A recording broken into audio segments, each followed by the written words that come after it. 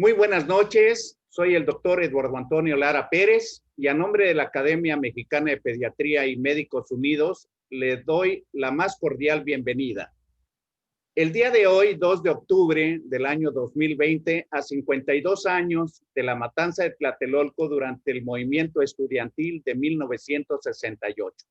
El día de hoy va a presentarnos, el 2 de octubre no se olvida, el doctor Carlos Bravo Matus, académico, cirujano pediatra, cirujano ginecólogo infantil. Y sin más preámbulo, Carlos, adelante. Bien, pues muy buenas noches a todos. Después de este momento crítico que pasamos, platicaba hace un momento que los años 60 fue una etapa o un cambio en la juventud internacional, en la juventud mundial. Y justamente pues es una etapa, una época en donde la juventud se volvió, cambió de una manera muy importante. Y de nuevo, dame chance a que pueda yo compartir mi pantalla. Eduardo, ¿sí me oyes? Sí, estás habilitado, está habilitado. No me deja abrir mi pantalla. A ver. Ah, ya. Ahí estamos. Y bien, pues bueno, muchas gracias a Médicos Unidos, a la misma academia y a todos los asistentes, ¿verdad? Después de un momento crítico, muchas gracias por permitirme estar este día, esta noche con ustedes aquí desde la bellísima capital del estado de Veracruz, en donde está haciendo un poco de frío por los cambios climáticos, ¿verdad? Esta plática la he intitulado precisamente a 52 años del genocidio. 2 de octubre no se olvida. Recordemos que el año 1968 fue un año crucial para el mundo y un parteaguas para México. La juventud alzó la voz contra los regímenes autoritarios y corruptos, rebelándose por primera vez en mayo con la protesta y el movimiento revolucionario de París, misma que contagió a otras juventudes de otros países, repitiéndose las protestas en Berlín, en Praga, en Chicago y finalmente en México, donde se gesta la masacre contemporánea más vergonzosa para este México, de donde vivimos todos, y además con una actuación bastante denigrante de nuestro ejército mexicano. Terminando el mandato de Adolfo López Mateos, quien consiguiera las sedes para los Juegos Olímpicos y el Mundial de Fútbol, cede la presidencia al que entonces era su secretario de Gobernación, Gustavo Díaz Ordaz. Gustavo Díaz Ordaz, oriundo de San Andrés Chalchicomula, en Puebla, un hombre de muy mal carácter, de un aspecto simiesco y muy mal intencionado. Este asume el mandato en 1964. Eran los tiempos de la dictadura priista, en la que la palabra del presidente era ley y no había diputado o senador que chistara o se opusiera.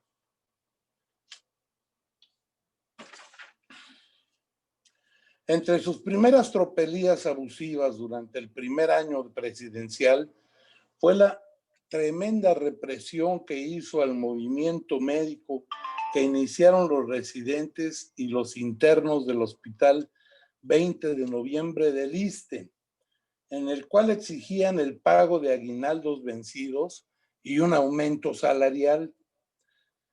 A ellos se les unen después los médicos del Instituto Mexicano del Seguro Social, incluidos los médicos de base, quienes al manifestarse son brutalmente reprimidos por orden presidencial, utilizando a grupos de choque que pertenecían a la Federación de Sindicatos de Trabajadores al Servicio del Estado.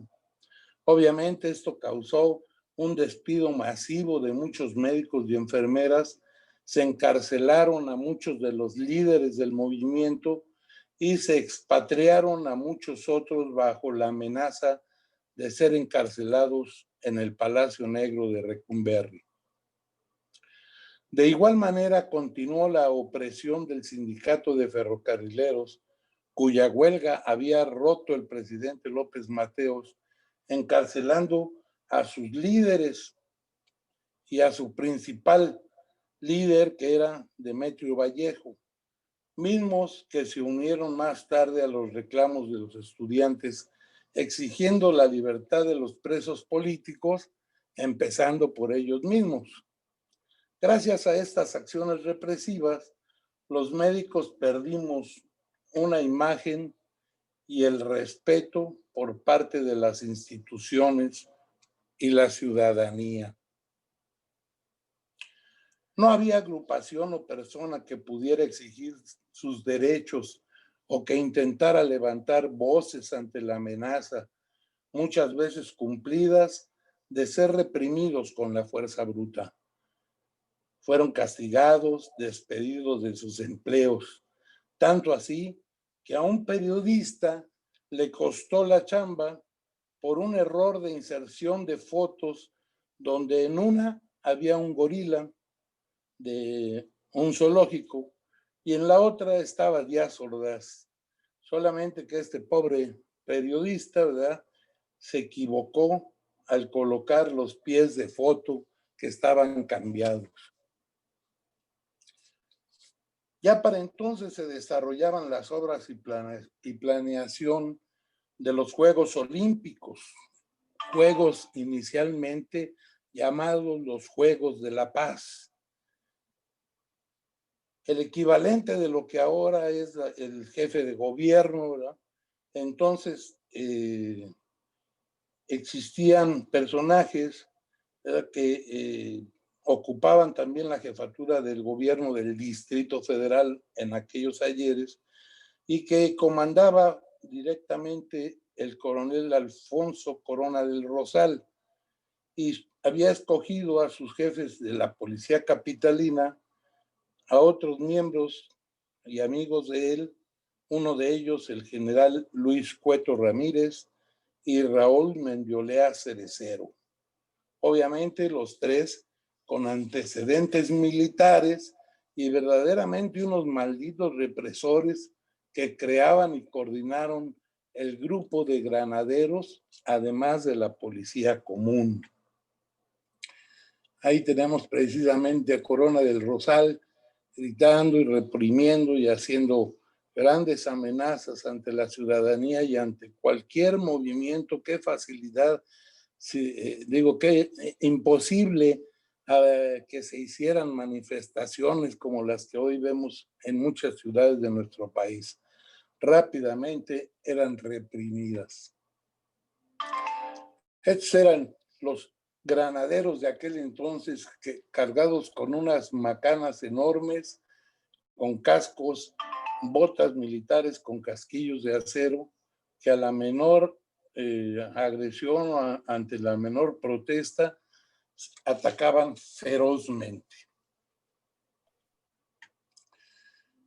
El 22 de julio de 1968 se origina una trifulca como muchas otras que sucedían frecuentemente desde el estadio de la universidad, ¿verdad?, entre los seguidores de los equipos de fútbol americano de la universidad y del Politécnico.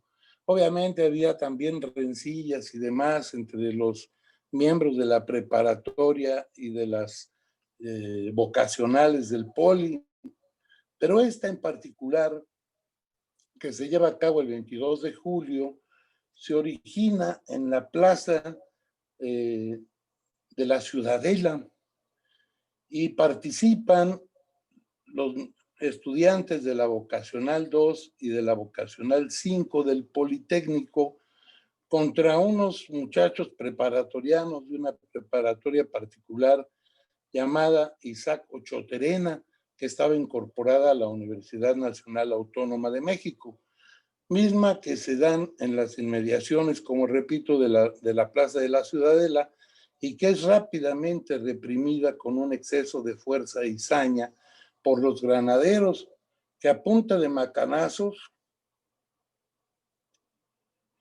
controlan a los jóvenes, los manejan, los patean, y con esto disuelven a los grupos estudiantiles rivales.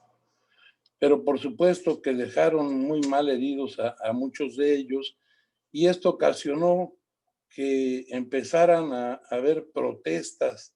Incluso algunos de los estudiantes fueron llevados a los separos, ¿verdad?, de la policía, y ahí se mantuvieron retenidos por un largo rato. Motivo por el cual los universitarios y los politécnicos se unieron y empezaron a alzar las voces de reclamo contra el gobierno del Distrito Federal. Los reclamos de universitarios y politécnicos ante tal brutalidad y saña de los granaderos fue creciendo, y con ello la barbarie de los gendarmes y de sus directivos. Muchos jóvenes estaban detenidos bajo cargos de sedición, empezando a acusarlos de ser comunistas. Los reclamos continuaron hasta el 30 de julio, en que el edificio de la Preparatoria 1 de San Ildefonso es atacado, y destruyendo el viejo portón, una joya de labrada en el siglo XVIII, la destruyen con un disparo de una bazuca, tras el cual las Fuerzas Armadas ingresan al plantel. Esto, por supuesto, enardeció más los ánimos, y el 1 de agosto se realiza un mitin en la explanada de la Rectoría de la UNAM, donde se iza la bandera a media asta, pronunciándose por la autonomía de la universidad y exigiendo la libertad de los presos políticos, además de hacer una marcha por la avenida Insurgentes al grito de pueblo, únete. Para aquel entonces el gobierno del Distrito Federal hacía rabietas, lo mismo que Díaz Ordaz, se enojaban enormemente por la actitud de los estudiantes que no podían ser controlados por las fuerzas policiales. Sin embargo, los grupos estudiantiles continuaron en su lucha, y el 2 de agosto se formaliza el Consejo Nacional de Huelga, yéndose a la huelga todas las escuelas de la universidad, las preparatorias, el Politécnico y las vocacionales. Además de ello, se unieron diversos centros estudiantiles, entre ellos la Universidad de Chapingo, que fue de las primeras que se unió al movimiento, seguidas por la Universidad de Querétaro, la de Guadalajara, la de Puebla e incluso la de Veracruz. Así que todos estos grupos estudiantiles empezaron a apoyar el movimiento desde diversas ciudades y puntos en el país, de tal manera que, estando ya el paro estudiantil, ¿verdad?, y rechazando la sordera y brutalidad de los gobernantes, el rector Barrosierra se une al movimiento junto con directivos y maestros de diversas facultades, y con ello hacen una marcha en donde ya no nada más van estudiantes, sino que va el profesorado y las máximas autoridades de los institutos educacionales de nuestra ciudad, en México, ¿no? Así que, pues, el rector Barrosierra y el director general del Politécnico, pues, encabezan estas marchas, y este movimiento estudiantil fue tomando cada vez más fuerza, quiero decirles que esta marcha obviamente estuvo muy vigilada por policías, por granaderos y por primera vez con el ejército armado. El 13 de agosto, la primera megamarcha que va hacia el Zócalo, acusando el presidente a los estudiantes de querer boicotear las Olimpiadas, impulsados por ideas socialistas y rechazando la solicitud de diálogo. Muchas veces se le pidió al gobierno tener un diálogo, pero prácticamente nunca fueron escuchados. Incluso Barrosierra hizo la petición directamente hacia la Secretaría de Gobernación, ¿verdad?, en donde se encontraba en ese entonces Luis Echeverría Álvarez como secretario de esa dependencia. Y bueno, pues empezó a tachar a Barrosierra de estar apoyando mucho este movimiento, ¿verdad? Y pues empezaron a tratar de disuadirlo a que se retirara, ¿no?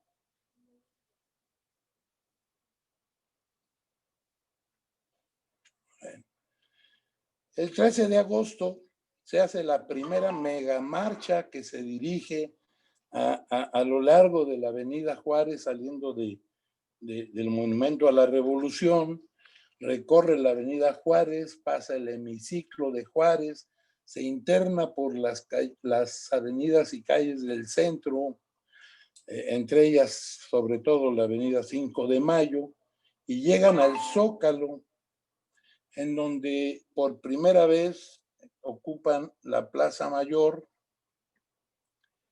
y en ese momento, o en esa, estoy al revés, en esa etapa, ¿verdad?, izan la bandera de huelga y toman las campanas de la catedral que son tocadas.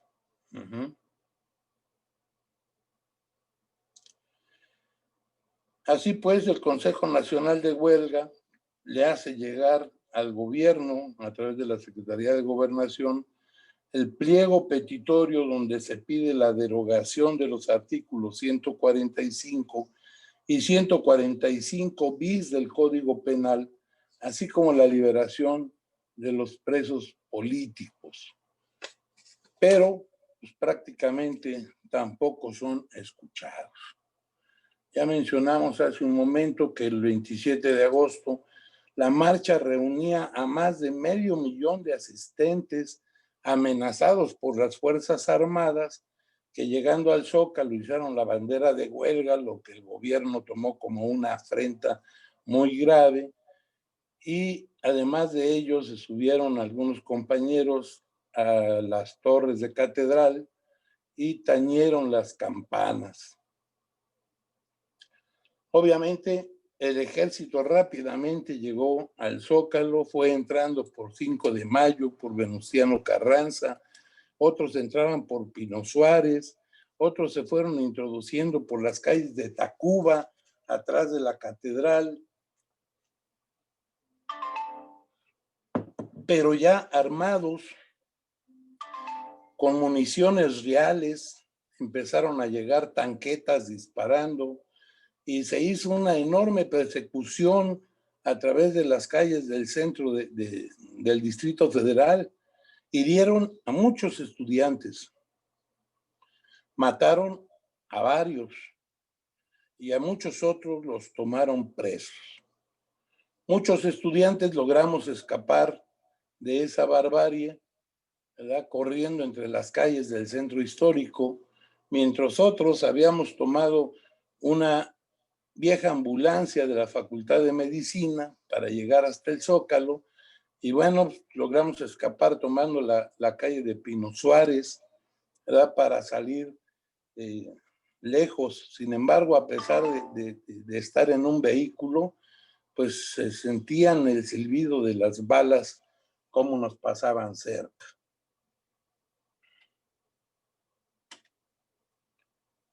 Ahí vemos en esta imagen precisamente cómo estaban los muchachos, cómo estábamos todos con algunos camiones cercanos que se habían quedado estacionados, algunos del Poli, otros de la UNAM. Y bueno, pues la idea era hacer un reclamo de las acciones que estaban tomando tan brutales, ¿no? Obviamente la prensa rápidamente sacó que la turba había sido dispersada por la tropa. Pues cómo no íbamos a correr, los estudiantes no estábamos armados y los soldados llegaban disparando armas verdaderas. Vean ustedes, en el cuarto informe presidencial del 1 de septiembre, Díaz Ordaz hace mención de los acontecimientos estudiantiles, calificándolos de actos de sedición, traición a la patria, motín y asonada, lanzando severas advertencias represivas y acusando a los líderes estudiantiles de estar relacionados con grupos comunistas que querían desestabilizar al país e introducir un régimen marxista para derrocar al gobierno. Vean ustedes qué idea, ¿no? De Díaz Ordaz y de todos sus seguidores, principalmente de Luis Echeverría. Se estaba pidiendo que se derogaran unos artículos en donde había represión, en donde se tomaban presos políticos, y lejos de eso, ¿verdad? Fuimos acusados de comunistas y de estar desvirtuando las acciones del gobierno. Algunos de ustedes seguramente me dirán, bueno, sí había infiltrados de grupos cubanos, había infiltrados de otras partes. Pues sí, pero la razón o la esencia de este movimiento no era esa, ¿no? Eran otras que se habían originado por una barbarie entre una pelea común y cotidiana entre muchachos preparatorianos. Por cierto, tanto habían hablado de la idea del comunismo, ¿verdad?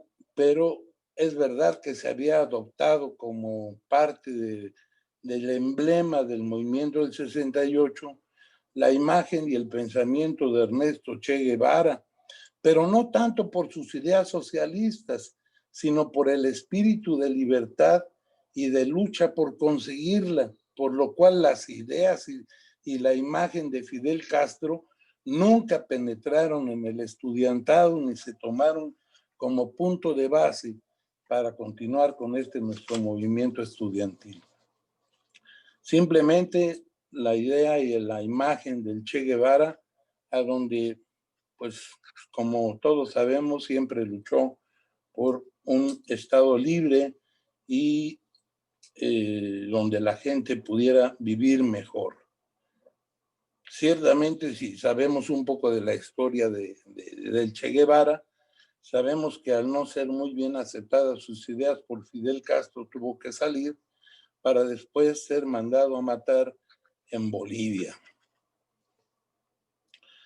Estos mítines se mantenían continuamente en la universidad, en las instalaciones de la universidad, en las instalaciones del casco de Santo Tomás, en las aulas de Chapingo y de otros planteles estudiantiles, y de ahí se inicia la creación de la llamada canción de protesta. Anteriormente, y era una época en donde aparte del rock y aparte de otro tipo de música, precisamente imperiaban muchos los canciones de Joan Baez y Bob Dylan y demás, pero justamente con todo este movimiento se inicia la entrada de la música folclórica latinoamericana y nace la canción de protesta en nuestro país. Así pues, en las explanadas de la UNAM principalmente, se escucharon muchos conciertos de canción de protesta interpretada por excelentes voces como la de Óscar Chávez, que lo vemos ahí muy joven y que por cierto tiene poco de haber muerto, de Amparo Ochoa, que también en paz descanse, y de otros intérpretes que dejaron una huella en la música de protesta de México. Todo continuaba, se hacían mítines, se hacían propuestas, y el 13 de septiembre precisamente se efectúa una marcha importante en la cual se denominó la Marcha del Silencio, a la que asisten los estudiantes del sindicato, todos los estudiantes del Poli, de la UNI, preparatorias, vocacionales, algunas otras escuelas venidas de diversos estados del país, pero a la que se agrega el sindicato de electricistas, la central campesina, el sindicato ferrocarrilero y otras agrupaciones que en perfecto orden y llevando pancartas con imágenes y consignas de los héroes nacionales, marcharon desde el Museo de Antropología hasta el Zócalo. Por supuesto que todo esto estaba acordonado y vigilado por miembros de los granaderos, de la policía y del ejército. Antes de esta marcha, que se fue promocionando con cierto tiempo, Díaz Ordaz mandó helicópteros a recorrer la Ciudad de México lanzando desde ellos panfletos dirigidos a los padres de familia para que no dejaran marchar a sus hijos y advirtiendo a la ciudadanía contra actos delictivos y de rapiña. Para entonces y casi en todo el país ya había marchas y protestas. Y aquí se incluían estudiantes en marchas importantes en Puebla, en Guadalajara y en Querétaro y por supuesto aquí en Veracruz. Ahí vemos imágenes de esta marcha, todos en perfecto orden, no había vandalismo, no había pues nada que pudiera afectar a la ciudadanía común. Pero en Veracruz, todo el movimiento estudiantil fue rápidamente y severamente reprimido por el entonces gobernador Fernando López Arias. Así que detuvieron, golpearon a muchos estudiantes de la Universidad Veracruzana, fueron agredidos, fueron algunos detenidos, y bueno, a la defensa de este movimiento y de los estudiantes salió el entonces rector de la Universidad Veracruzana, el licenciado Fernando García Barna. Pero a pesar de ello, en Veracruz el movimiento termina el 22 de septiembre bajo la amenaza de cárcel y de expulsión del Estado. El 7 de septiembre se hace un mitin en Tlatelolco, conocido como la manifestación de las antorchas. Y después, el 18 de septiembre, el ejército invade la universidad, sacando a los empleados, a los maestros, a los estudiantes que se encontraban ahí, a los investigadores, los sacaron a punta de bayoneta, rodearon completamente la ciudad universitaria y prácticamente no dejaban entrar absolutamente a nadie. Y todos los que en ese momento se encontraban dentro de las instalaciones fueron expulsados y amenazados a punta de rifle y bayoneta. Igualmente también fue ocupada Santo Tomás, que en ese entonces era una de las sedes más importantes del Politécnico. Aunque ya existía Zacatenco, pero prácticamente Santo Tomás, la unidad estudiantil de Santo Tomás, era una de las más importantes y también fue rodeada y fue invadida por los soldados. El día 23 de septiembre, soldados y policías ametrallan el edificio de la vocacional número 5, matando a varios estudiantes y dejando heridos a muchos de ellos. El Comité Nacional de Huelga entonces convoca a un mitin pacífico ¿verdad?, que se iba a llevar a cabo el 2 de octubre en la Plaza de las Tres Culturas de Tlatelolco. ¿Cuál era la idea? Bueno, pues todos, sobre todo los dirigentes del comité de lucha, ¿verdad?, del Comité Nacional de Huelga, había pactado que como se acercaban ya las Olimpiadas, pues íbamos a tomar un reposo, íbamos a calmarnos, a no hacer más reclamos y protestas, ¿verdad?, y que pues íbamos a ceder un poco en las peticiones, y convocando nuevamente al diálogo y convocando de nuevo a través de la Secretaría de Gobernación a un encuentro para ponernos de acuerdo de cuál sería el derrotero a continuar con tanto con el movimiento como con el regreso a clases. Pero ¿qué pasa? Pues la idea era dar información, calmar los ánimos ante tanta agresión del gobierno y buscar soluciones al conflicto.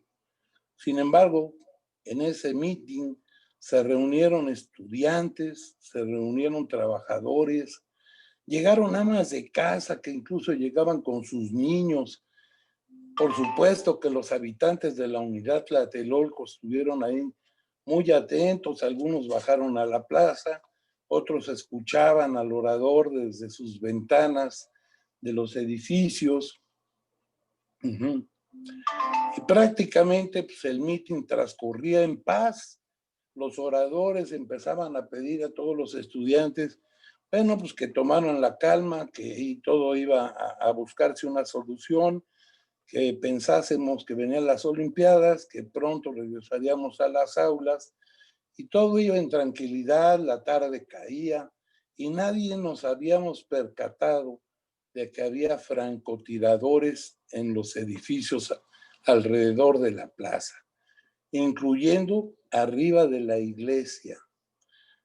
De tal manera que, pues, al no percatarnos de ese detalle, ¿verdad?, el mitin continuaba tranquilo, sin agresiones y sin nada, cuando de repente 2 helicópteros sobrevuelan la plaza, sueltan unas bengalas, ¿verdad?, que sirvieron de señal para que soldados que estaban infiltrados en el contingente y que estaban disfrazados de civiles, con una mano enguantada en un guante blanco, levantaron la mano con el guante, sacaron sus armas y empezaron a disparar a diestra y siniestra.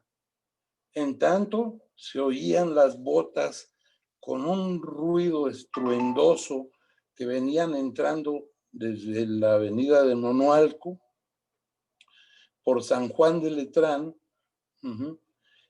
un ruido de una marcha militar intensa, ¿verdad?, como se escuchaban a los nazis en la Segunda Guerra Mundial, y empezaron a disparar con armas de alto poder, y atrás de ellos venían tanquetas y carros de asalto.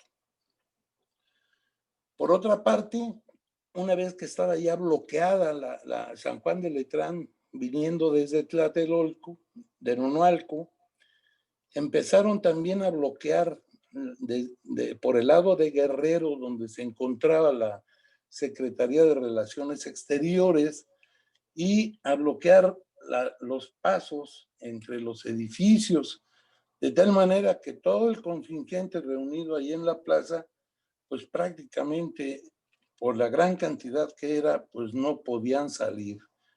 Se hablan de números, ¿verdad? Hay quien habla de que había prácticamente 1 millón o más de personas que se encontraban reunidos ahí en la plaza escuchando el mensaje de los oradores. Así pues, la gente reunida en la plaza corría desesperada ante los disparos. No sabían incluso ni para dónde irse, porque había disparos que venían del lado de Guerrero, del lado de Nonualco, de dentro del contingente por los soldados que estaban ahí infiltrados. Y por supuesto, empezaron a caer muchísimos heridos, muchísimos muertos, a tal punto que derramando su sangre pintaban todas las baldosas de la plaza. No había escapatoria posible. Se había planeado muy bien esa emboscada. Habían tapado los accesos, como repito, de San Juan de Letrán, del lado de Tlatelolco y del lado de la colonia Guerrero, por donde penetraban otros escuadrones militares, disparando sin ton ni son, disparando hacia el contingente sin ver hacia dónde ni nadie. Obviamente que muchos de esos soldados infiltrados también cayeron, porque pues, al no llevar uniforme y estar metidos en el contingente, pues fueron alcanzados por las balas. Así pues, se fueron cerrando los escuadrones militares, ¿verdad? Y dejando atrás muchos heridos, muchos muertos. Algunos lograron escapar atravesando las avenidas, sobre todo la avenida San Juan de Letrán. Otros se internaron en los edificios de la unidad.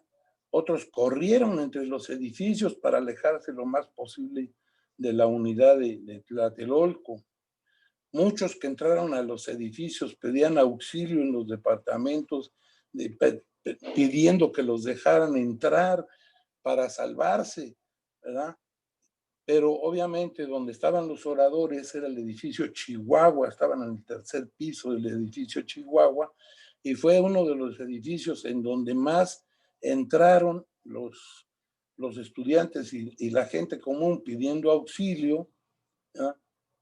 De tal manera que pues algunos sí les abrieron, lograron entrar, pero pues rápidamente los soldados ocuparon el edificio Chihuahua, el edificio y todos los edificios de alrededor.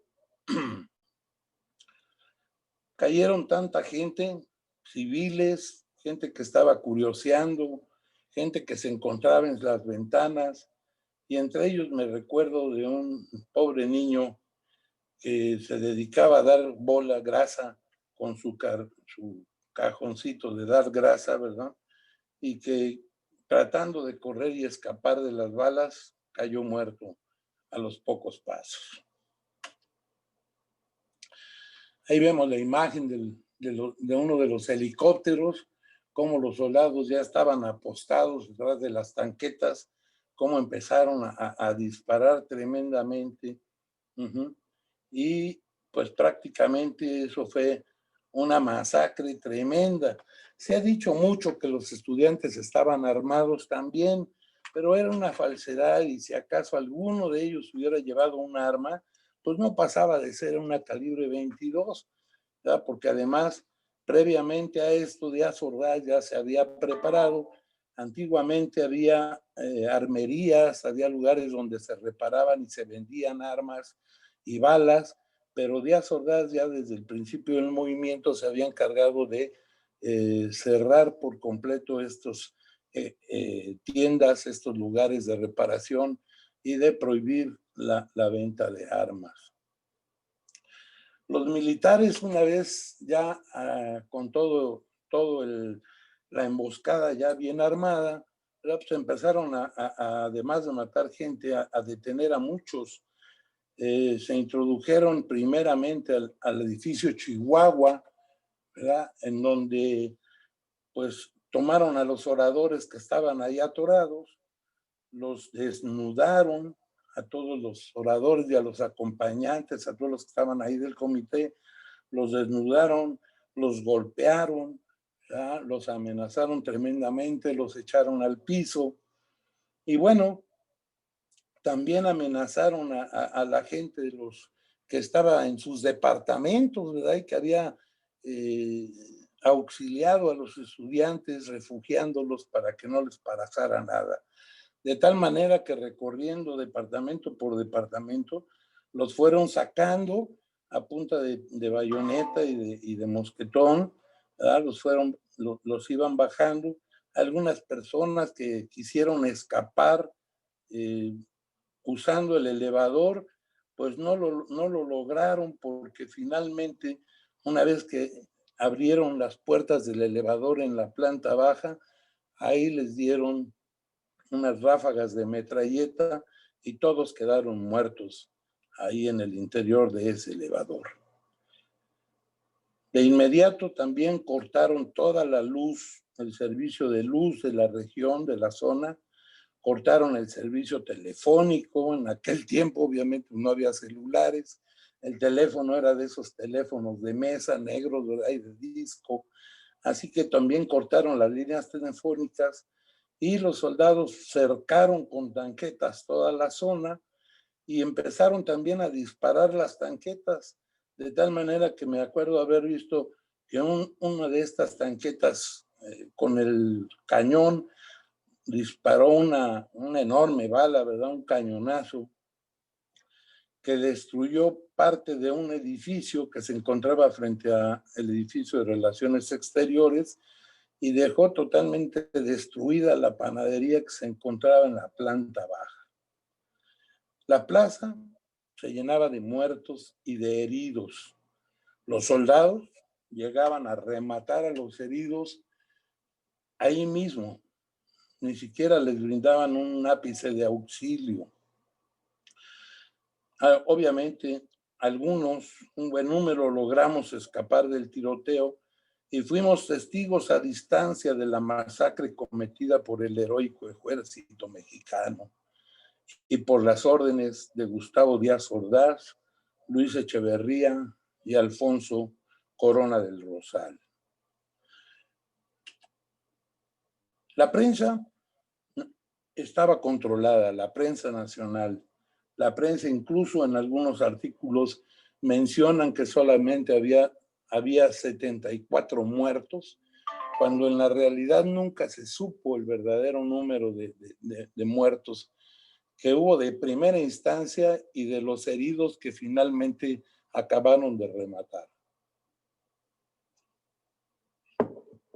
Solamente la prensa internacional calificó el acto de una barbarie y muchos de los reporteros y camarógrafos de la prensa internacional recibieron también balazos. Por ahí se habla mucho del libro de Elena Poniatowska de La noche de Tlatelolco. Efectivamente, Elena Poniatowska se encontraba dentro del meeting, pero obviamente no en la parte central, sino que estaba haciendo un reportaje en las orillas y bueno, pues de ahí... Lo voy a meter ahí al rato. ¿Mandé? De ahí tuvo una visión, ¿verdad? Más o menos general de lo que estaba sucediendo y de ahí nace su libro de La noche de Tlatelolco. Ya entrada la noche, llegaron camiones del ejército que recogían cadáveres y heridos, cientos, tal vez más de 1000. Iban siendo arrojados en las redilas de los camiones, amontonados como animales. No importaba si ya eran cadáveres o estaban heridos gravemente. Se fueron inicialmente con un destino desconocido.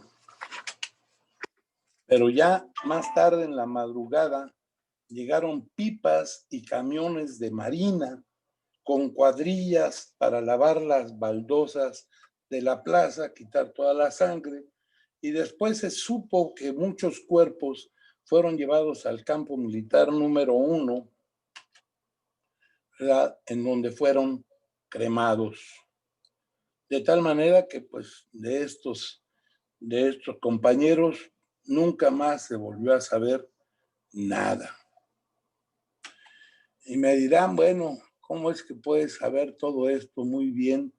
Bueno, porque fui uno de los que pudo escapar de esa balacera y me pude refugiar en el penthouse, en lo que era la oficina de mi papá, que estaba en el edificio Revolución 1910, en el piso 22, y hasta esas alturas llegaron balas que impactaron los cristales.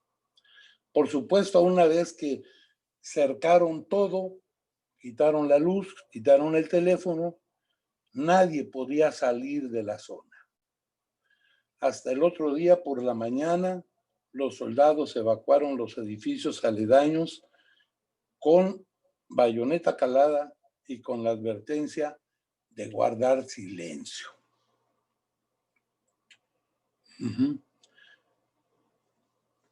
Como decía la prensa nacional, publicaba al otro día que se había sofocado la rebelión y que se habían apresado algunos causantes del disturbio, ¿no? Obviamente solamente los que hayan vivido en el Distrito Federal y que pues, sean mayores de 50, 55 años de edad, recordarán unos camiones o camionetas especiales que usaba la policía y los granaderos y que por nombre le decían las Julias. Así que pues llenaban las Julias y se llevaban a muchos estudiantes, a muchas personas y a muchos civiles, los fueron llevando, ¿verdad? Los recogían y pues los llevaban a los separos de las delegaciones. Como les decía hace un momento, solamente la prensa extranjera dio el testimonio de la masacre y esto pues se supo a nivel internacional. De igual manera, durante la madrugada y en la mañana, la policía y el ejército recorrieron los hospitales, entre ellos la Cruz Roja y la Cruz Verde, donde se encontraban muchos heridos que fueron detenidos a pesar de sus lesiones y llevados presos. Así que, como ven, fue toda una organización perfectamente orquestada de lo que ahora les están tratando de llamar encapsulamiento, en donde pues casi nadie podía escapar. Muchos de los detenidos fueron llevados al Palacio Negro de Lecumberri, donde pasaron un largo tiempo sin que les hicieran un juicio real.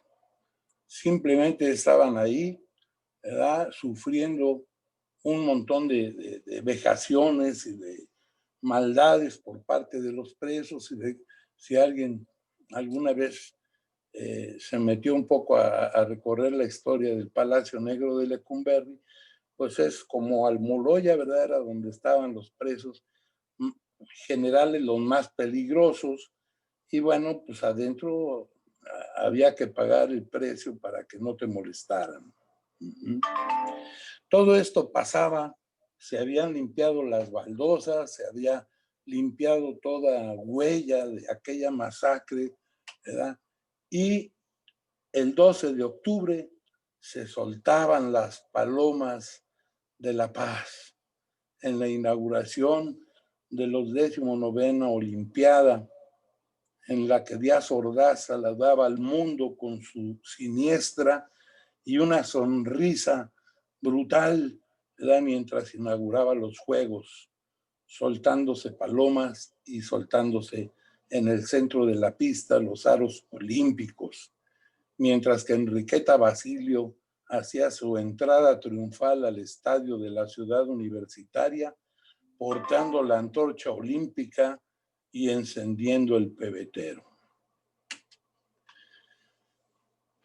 En su siguiente informe, Gustavo Díaz Ordaz dijo al respecto: el responsable soy yo, pero fue un mal necesario, liberando también con estas palabras la mente siniestra de Luis Echeverría, que había sido otro de los orquestadores de esa emboscada tan brutal.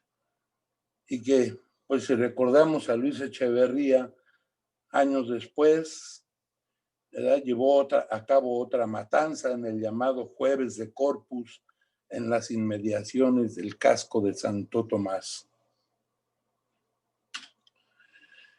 Mucho se ha dicho y mucho se ha escrito al respecto. Sin embargo, solamente hay 2 películas que han mostrado la barbarie de este genocidio. La primera película es todo un documental en donde muestra escenas reales de todo lo que fue el movimiento estudiantil, incluida la matanza de Tlatelolco. Esta película, que fue creada y dirigida por Leobardo López Arreche y que fue presentada en cineclubs, en auditorios de la universidad y del Politécnico, y que hoy día prácticamente yo he intentado volverla a localizar y realmente me ha sido imposible para volverla a ver. Años más tarde se recrean las escenas de Tlatelolco con la película Rojo Amanecer. Han pasado más de 50 años del genocidio, prácticamente 52 años, y no es posible que todavía existan calles y colonias que llevan el nombre de los asesinos, que los archivos continúan resguardados y que no se haya hecho una justicia real para los caídos en lo que fue la cuarta transformación verdadera del país. 68 fue un parteaguas muy importante de donde México cambió su derrotero de manera trascendental. Solamente existe una plaza, una placa pequeña con algunos nombres en la Plaza de las Tres Culturas, donde se recuerdan a los mártires de la masacre. Razón por la cual seguimos diciendo, a pesar de los años, que el 2 de octubre no se olvida ni se olvidará nunca.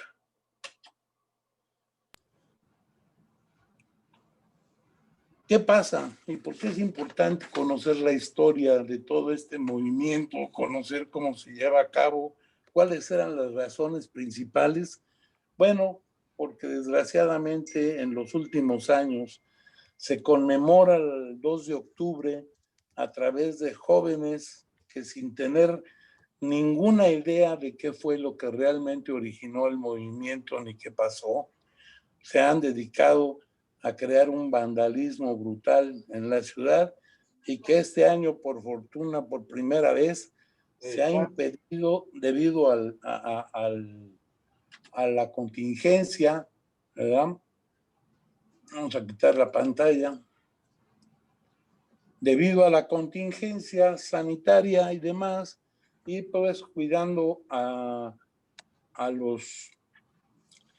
los comerciantes de toda el área de Avenida Juárez, de Reforma y de las tiendas y comercios del centro histórico de la ciudad.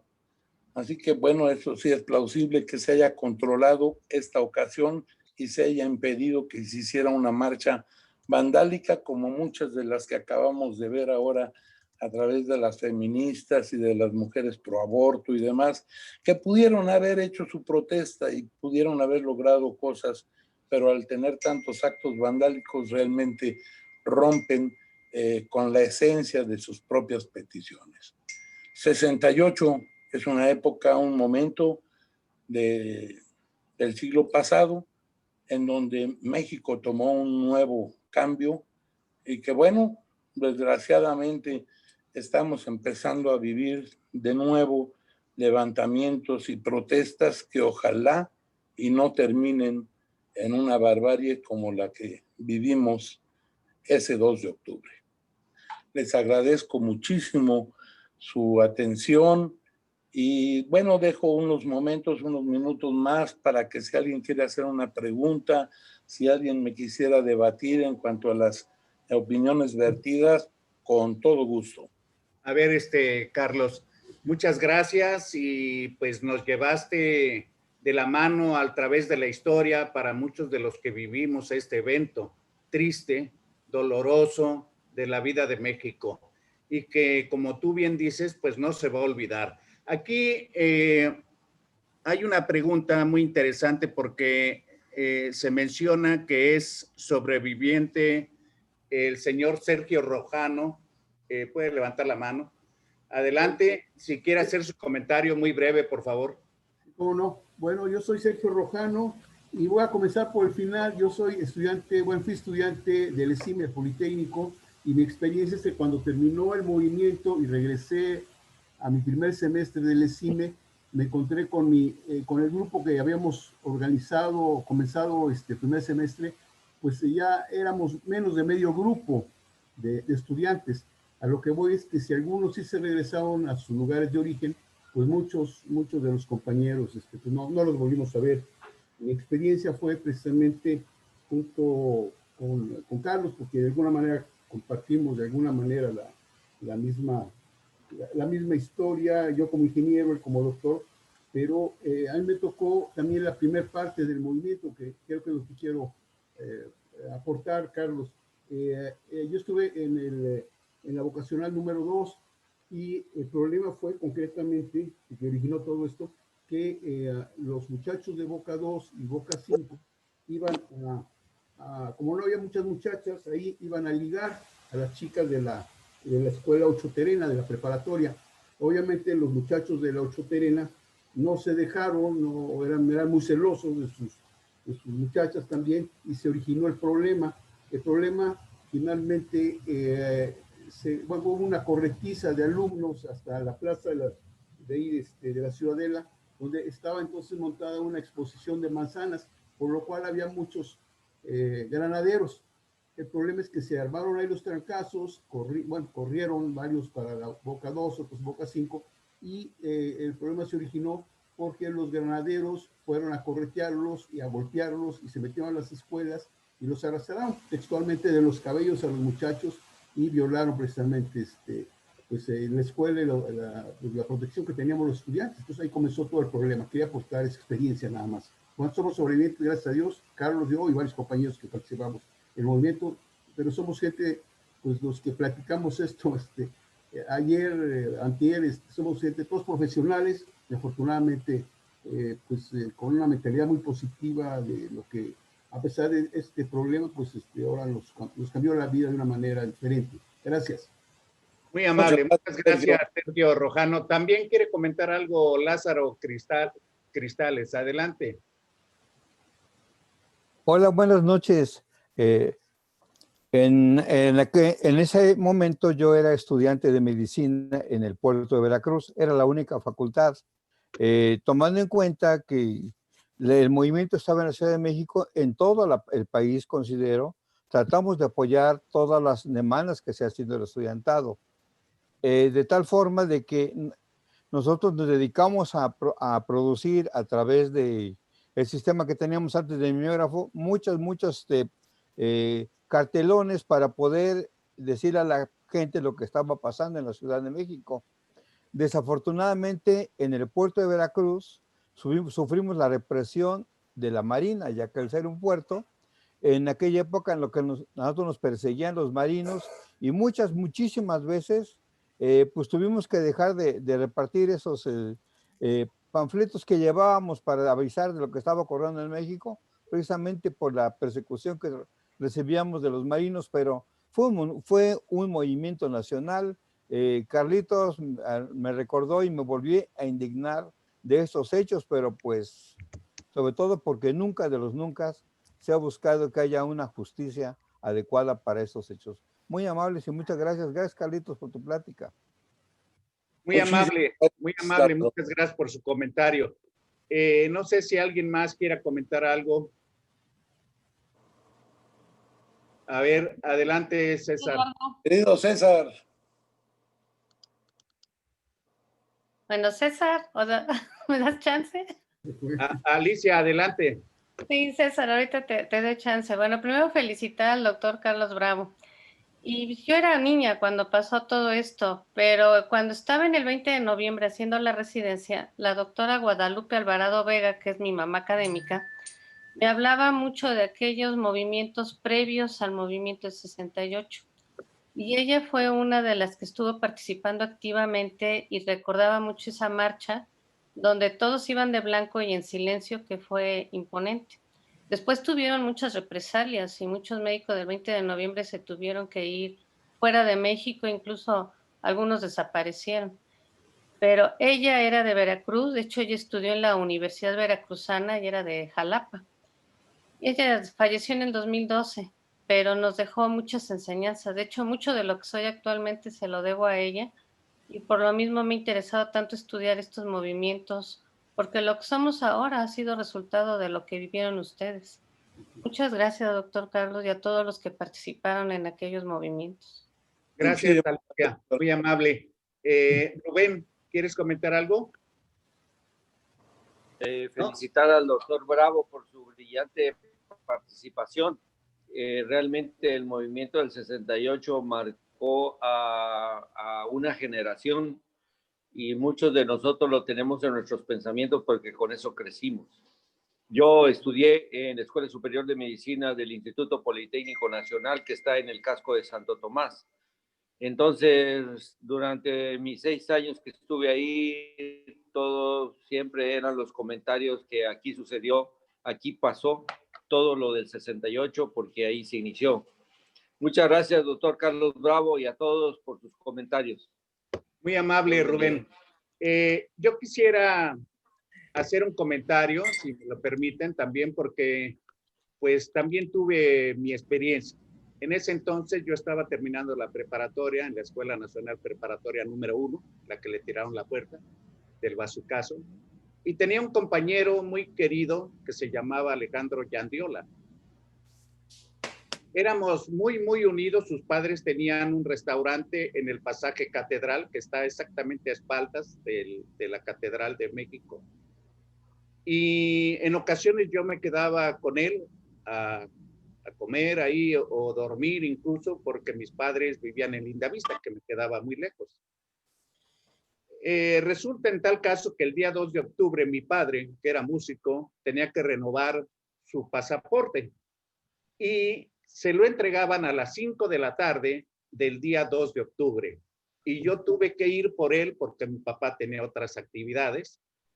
Y toda la gente, incluyendo a Alejandro Yandiola, me decía, quédate aquí con nosotros, se va a poner muy bueno. Y le digo, no, porque tengo que llevarle el pasaporte a mi papá, que al mediodía de mañana sale para Nueva York. Y esa fue la razón por la que yo no me quedé más tiempo. En la noche que llegó mi padre, inmediatamente que ya sabía lo que sucedía, me llevó a la estación del ADO, donde los agentes me revisaron, tomaron nota de mis datos y dónde iba a llegar yo en Veracruz. Llegué a Veracruz en la estación del ADO, que estaba en ese entonces en el Parque Zamora, junto a la Iglesia del Cristo. Y también había agentes, pero le había pedido mi papá a uno de sus amigos, que en ese entonces era muy raro tener teléfono, que fuera por mí. Así fue como llegué yo a la casa de mis familiares, de mis tíos, y estuve ahí hasta el 11 de octubre, que regresé ese día en tren nuevamente a la Ciudad de México. Al llegar, inmediatamente me localizó el padre de Alejandro, que me decía que lo ayudara a buscarlo porque no aparecía. Y empezó un peregrinar de delegaciones y servicios forense, hospitales, buscando a Alejandro Yandiola, donde finalmente lo encontramos en el campo militar número 1, con una herida de bayoneta en el cráneo que le entró por el ojo.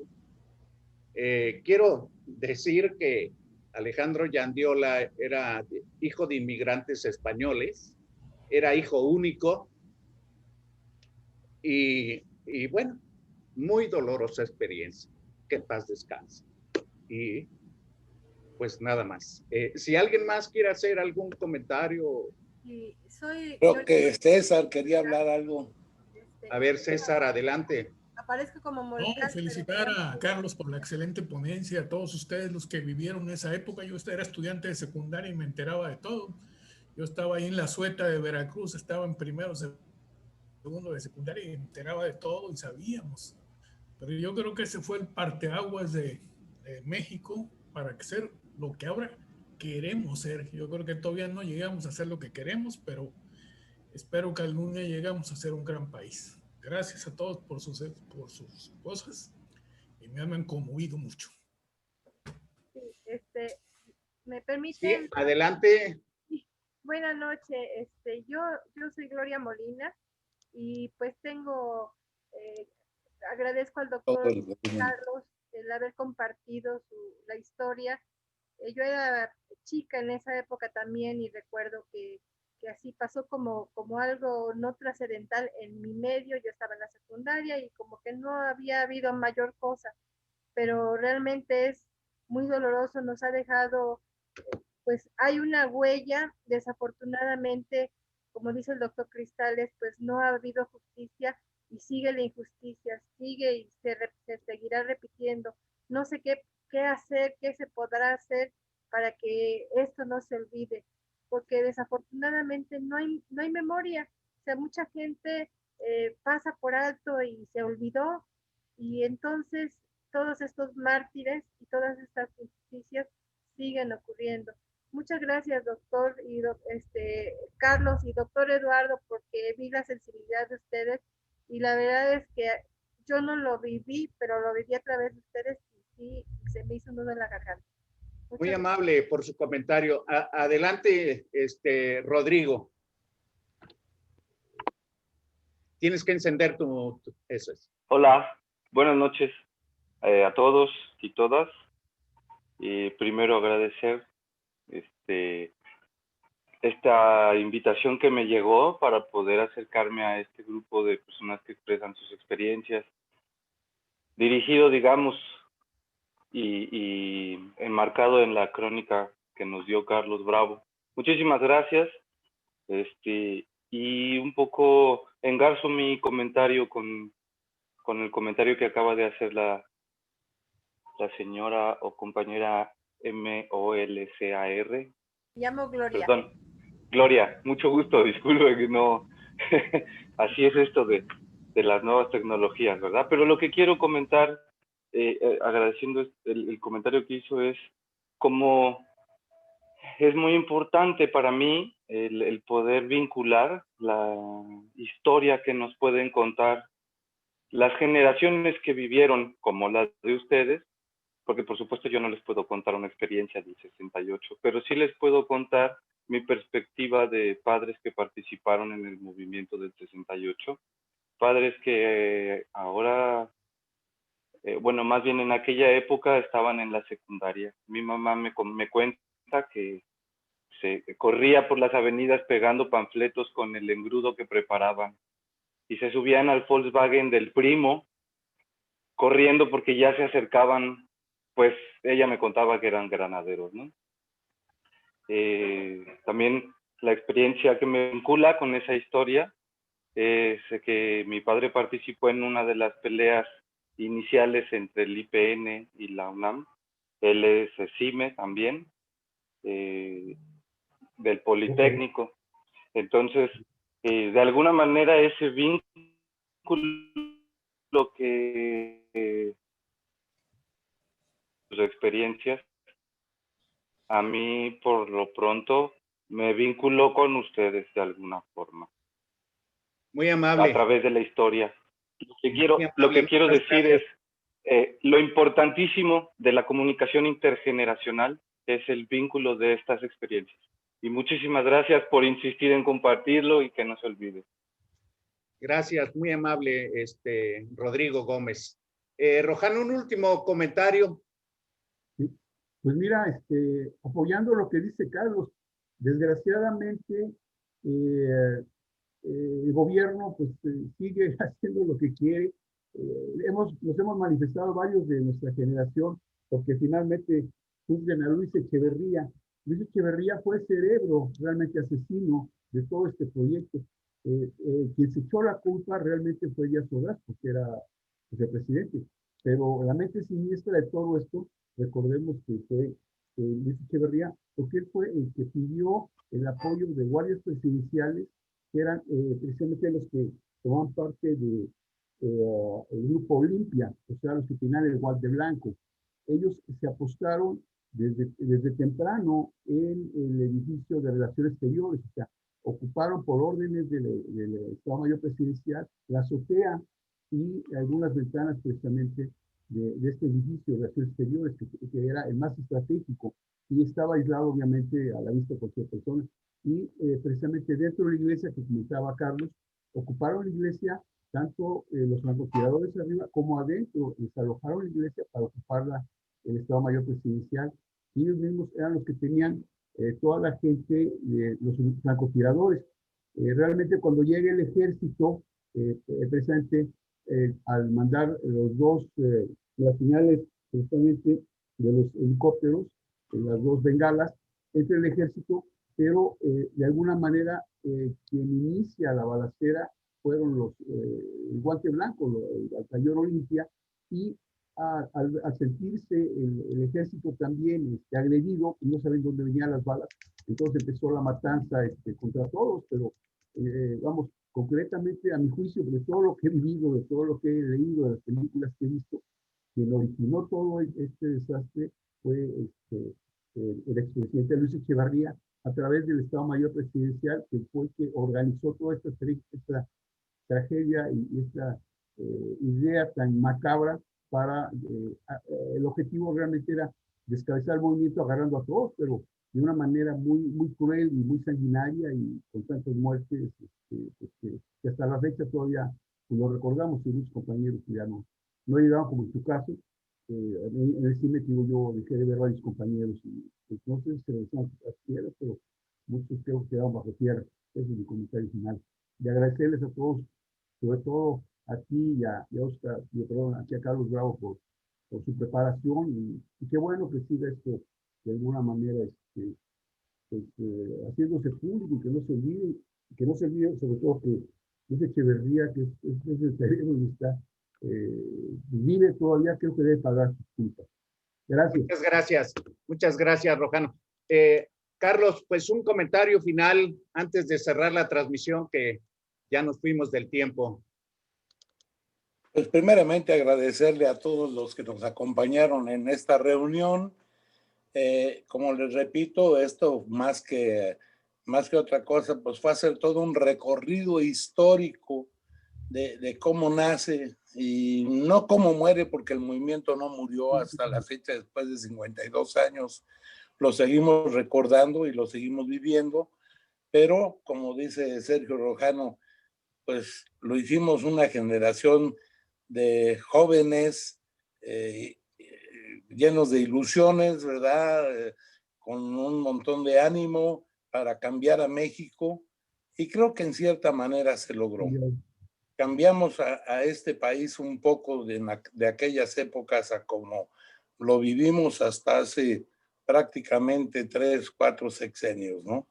Y lamentablemente creo que estamos retomando otra vez un camino equivocado. Pues muchas gracias a todos y pues de nuevo nos veremos en una de estas reuniones de Médicos Unidos. Agradecerte, Lalo, la invitación, agradecer a Médicos Unidos y a la Academia la oportunidad de platicar estas experiencias y bueno, quedar a sus órdenes para algún otro comentario más o alguna otra aclaración. Gracias. Muchas gracias, Carlos. Muy agradecido para la presencia de todos ustedes y su tolerancia. Y con esto cerramos la transmisión del 2 de octubre, no se olvida. Muchas gracias y hasta pronto.